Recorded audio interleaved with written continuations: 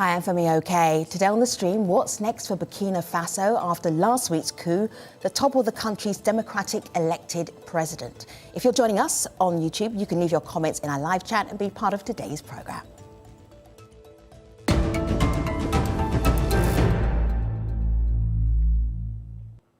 Rising public anger over the country's security crisis helped fuel the January 24th coup in Burkina Faso. The constitution has now been restored and the military has named coup leader Lieutenant Colonel Paul-Henri Sandaoga Damiba interim president. Al Jazeera's Nicholas Huck picks up the story from Ouagadougou. We're on a road called the Avenue of the Revolution, and the building that you see right next to me is what is left of the National Assembly. It was stormed in a popular uprising in 2014, and look at it, you can see bullet marks on the building. They've left it like that so that this building serves as a reminder of the sacrifices paid by people to restore democracy in this country. It also serves as a reminder to leaders that they are accountable to the people. Now fast forward to today, another coup, this time led by Lieutenant Colonel Paul-Henri Damiba. In an address to the nation, he says that he's not going to quash those democratic achievements that have been made in the last 8 years. He says there'll be freedom of speech and an independent justice system. So why this coup then? Well, this country is facing attacks from armed groups linked to al-Qaeda and ISIL, and they're gaining ground. Almost 2 million people have been displaced in this country. 3.5 million people are in urgent need of humanitarian assistance. Some of them have sought safety here in the capital, Ouagadougou. Damiba has called on civilians to take up arms. Some say dialogue is a solution, that these are al-Qaeda fighters or ISIL fighters only by name. They are, in fact, driven not by ideology, but by poverty in areas where the state has largely been absent. Meanwhile, the West African body ECOWAS has suspended Burkina Faso. It sees this latest coup as a setback to democracy that has seen a series of coups in the region. There has been, though, criticism of the institution. It's seen by many as a president's club, more interested in protecting its own interests than the interests of the people. There is here at the heart of what we're seeing a crisis of trust in democracy, in the way that it's being played out in these various countries, including Burkina Faso. Nicholas Hawk in Ouagadougou for The Stream. Joining our conversation today to really unpack what is happening in Burkina Faso from down on the ground, we have Lassan and we have Paul-Henri. Really nice to have both of you with us. Lassan, please introduce yourself to our stream audience. Tell them who you are, what you do.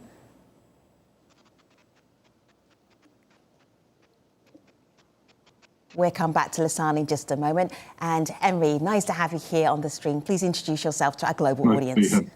Good to have you. Yeah.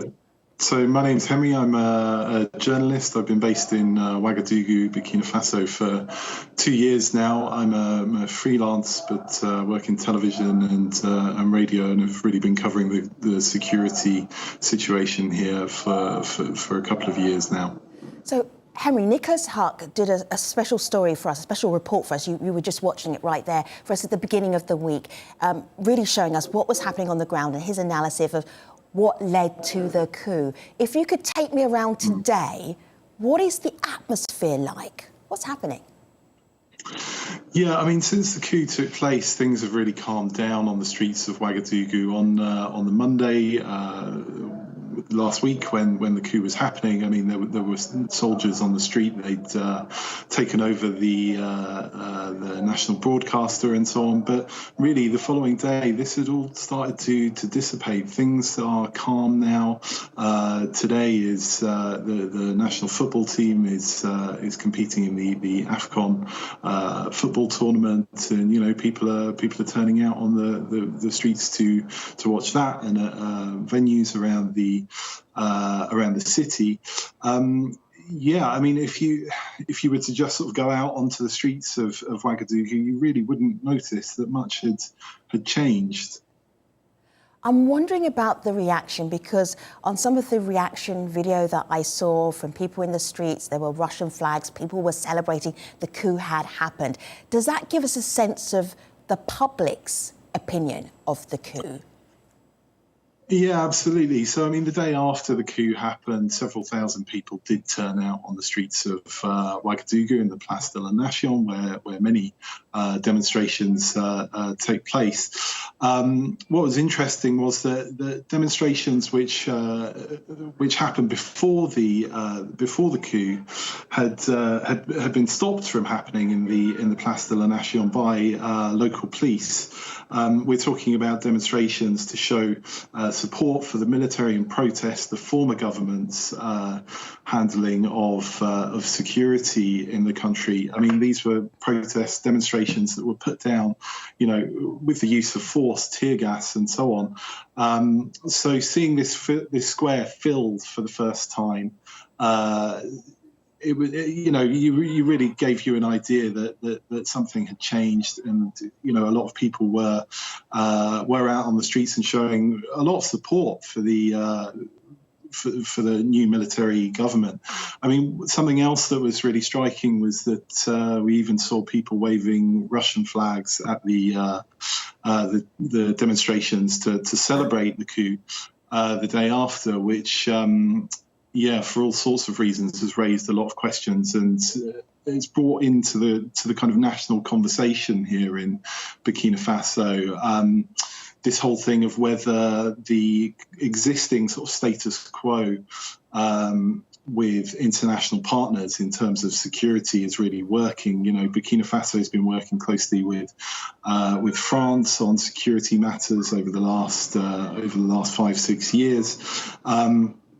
The fact that security really hasn't improved has led some people to start wondering if there needs to be a shake-up of Burkina Faso's international military partners, which has led some people to look towards possibly Russia.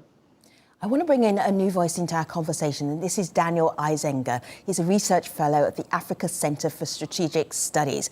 He asked a really good question. Here he is. The immediate impact of the military coup in Burkina Faso is just one of disruption and diversion.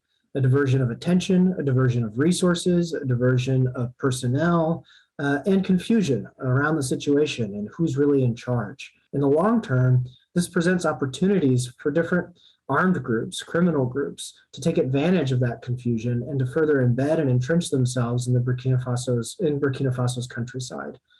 This will make confronting the threat more complicated, presents a greater challenge, and ultimately results in a pessimistic outlook. Two things I'm really interested in picking up on, and one is who's really in charge. Let's start with that one. Yeah. So, I mean, I think it's pretty clear that Paul-Henri Damiba, as you said, has taken control. I mean, the army is very much now in control of Burkina Faso. It's swept away this democratic government, which was in place for around 6 years. So, yes, the army is in control of the politics of Burkina Faso and certainly the major towns and cities. But venture outside of the large towns and cities into the countryside, and state control is really just fallen away. As I said, the conflict between armed groups linked to al-Qaeda and Islamic State has been going on for 6 years now, and in the more remote parts of the countryside, it's not the state that's in control. It's not the army that's in control. They're fighting a losing battle, and these armed groups are the ones that are, have free run of the place, and to a certain degree, they are at least attempting to carry out certain functions of the state in their own way. So, in short answer to your question, I mean, the military, it seems, now control the major towns and cities. In the countryside, it's the armed groups. I'm going to bring in this tweet. This is from Shujat Amin, who knew that we were doing this program today. And on this tweet, he brings up some of the issues that I wanted you to unpack for us, Henry.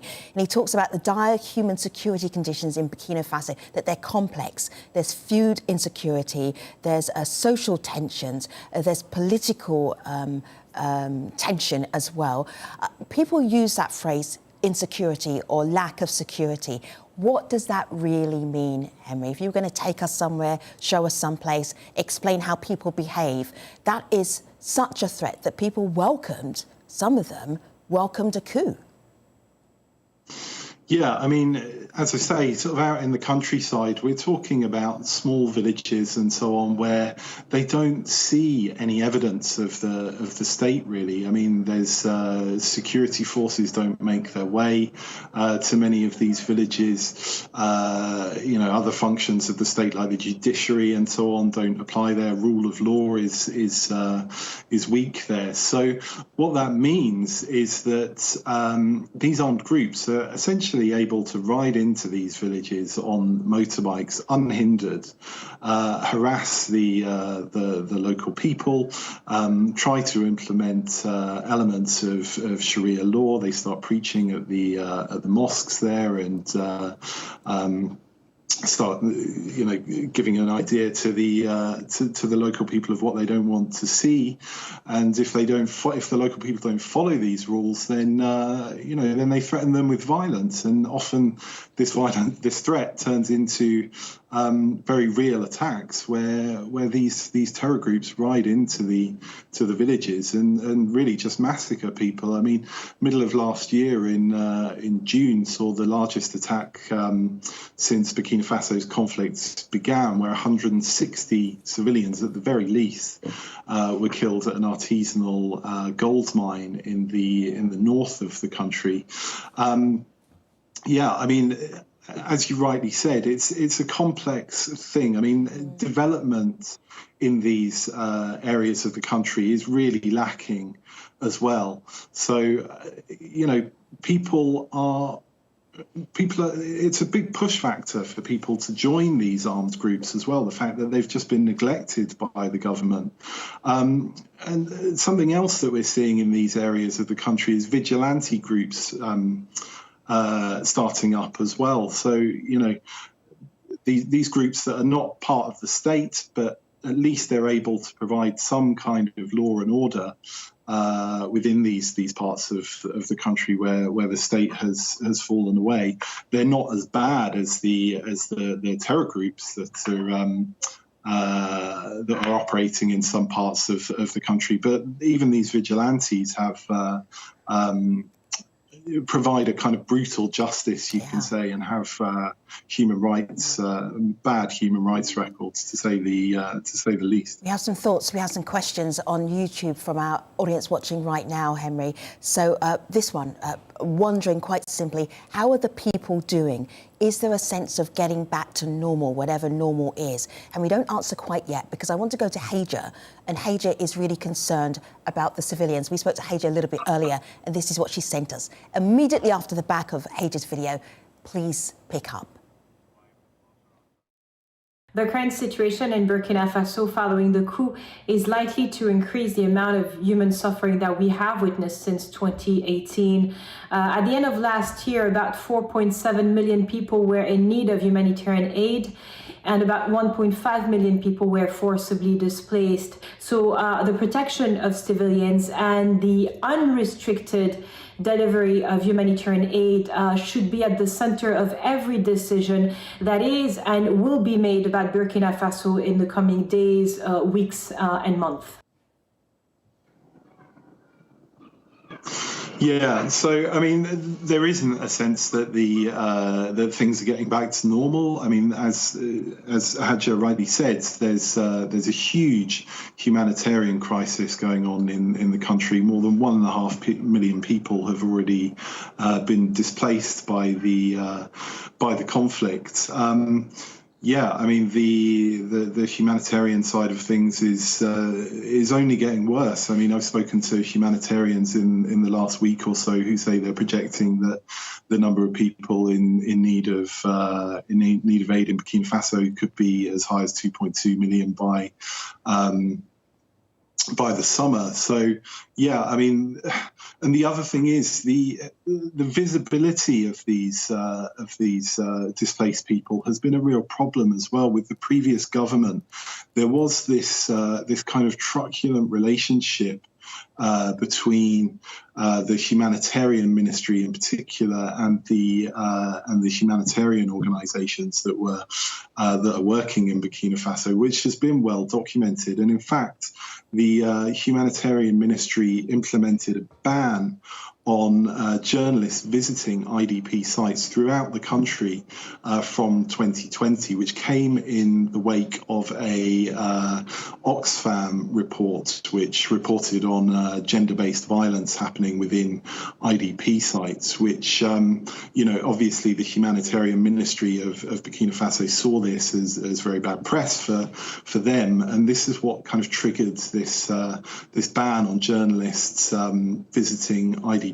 sites. So, when the message of this the images of this humanitarian crisis, there's no way for them to get out into the broader sort of international community, then that has made the situation worse for the displaced people in Burkina Faso. Now, as I say, this was under the previous democratic government.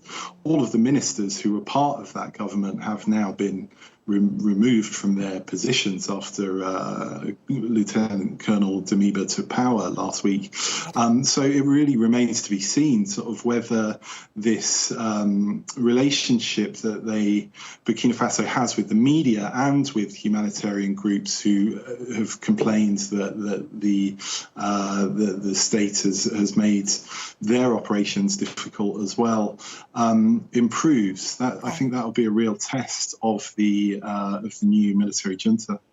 You mentioned Burkina Faso's relationship with the media, which is a really good point to bring back Lassan. Lassan, thank you so much for your patience. I hear there's a little footy game going on right now, which may well have degraded our internet connection with you. So I'm so glad that you're back with us. All right, so Lassan, will you just briefly introduce yourself to our audience so that they remember who you are, your perspective that you're coming from? Go ahead. Dr. Lassan Ouedraogo. I teach as an adjunct professor in one of the private schools here, Université Libre du Burkina. I also teach at Université de Ouagadougou. But I am also mostly doing research on the ground here and interacting with a lot of folks who obviously come here either as media experts or research experts trying to understand the situation on the ground here over the past 6 months. Lassan, there is a mini debate that's going on online right now, on YouTube right now, as our audience are watching this show. So Peter, for instance, says, if the military can make Burkina Faso better, let them continue ruling the country. And then Hydro, in response, says, coups are not the solution. This little debate here, is that a debate that is being reflected in country where you are right now?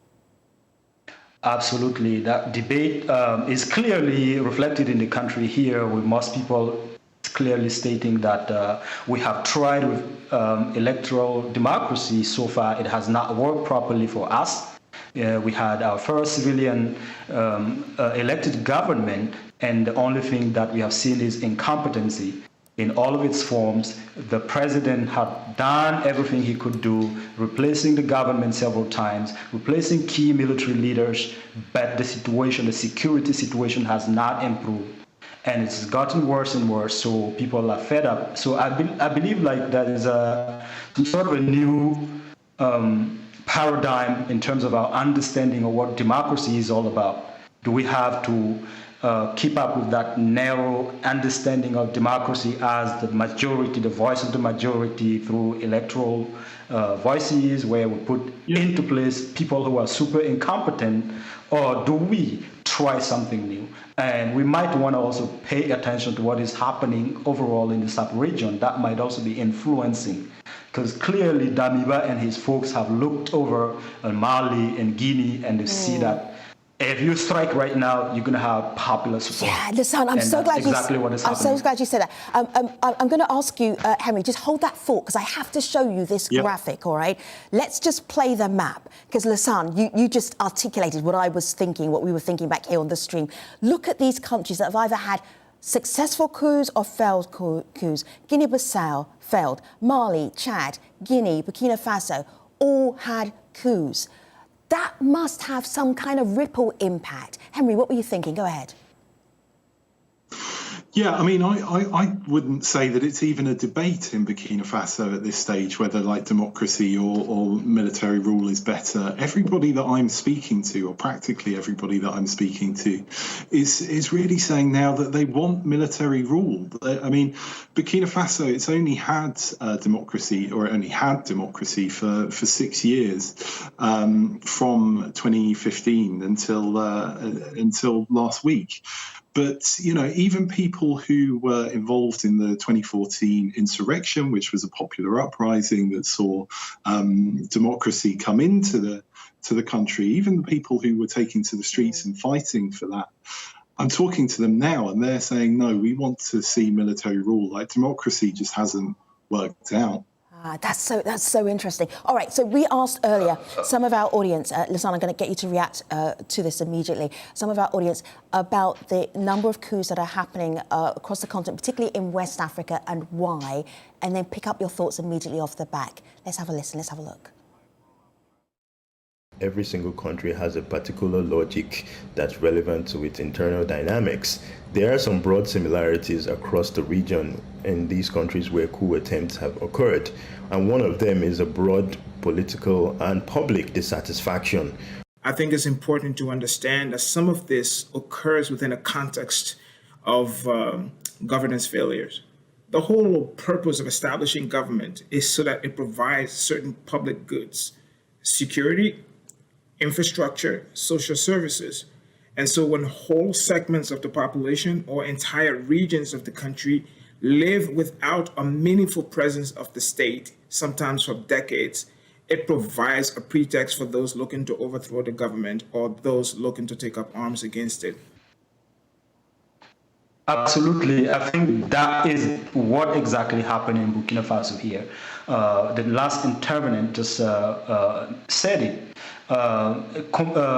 President Kabore himself saw this coming. He has been warned several times that things are not going well.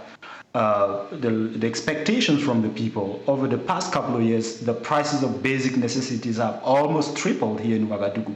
Even over the past 6 months, in some areas of Burkina Faso, 100 kilograms of rice, of corn has gone from around 20,000 CFA to almost 60,000 CFA. So how many people can afford to live under these conditions?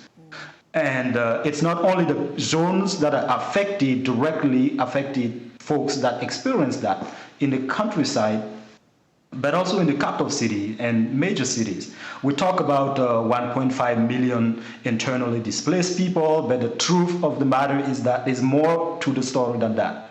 In Burkina Faso, most people don't run away from their village and go to a camp. They go to stay with relatives in the first place. And when the relatives cannot afford to host them, that's when they go to the government and then they go to those sites. So there's a lot of people who are not accounted for in those 1.5 million internally displaced people. So the numbers are way, way more than that.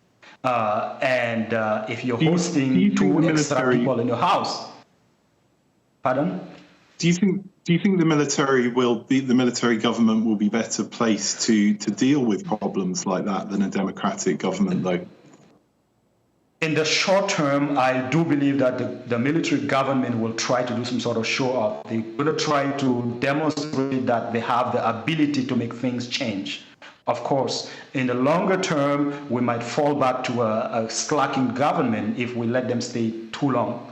But in the shorter term, I believe that no matter what we say, they have a clear understanding that the civil society movement in Burkina Faso are not going to let them bring back an old system where there's a military rule with so much incompetency here and there. Clear communication about what is happening, and when asked about what is going on, the answer we have from the Kabore government was, "Oh, this has to do with the security issue in the country, and we don't have anything to explain." Lassan, our time with you was so short, and Henry, thank you so much for helping us just stay with us while we were waiting for Lassan to connect. I really appreciate both of you. As you can tell, we're just starting the conversation. There's so much to talk about. I will get you both back on another edition of the stream. But for now, thanks for watching, everybody. Take care.